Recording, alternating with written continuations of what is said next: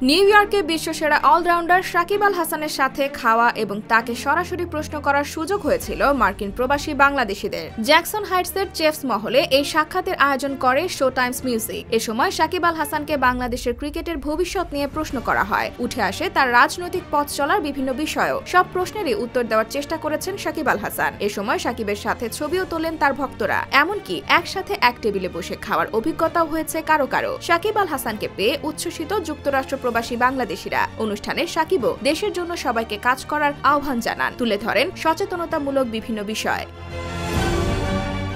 IBTV USA, new York.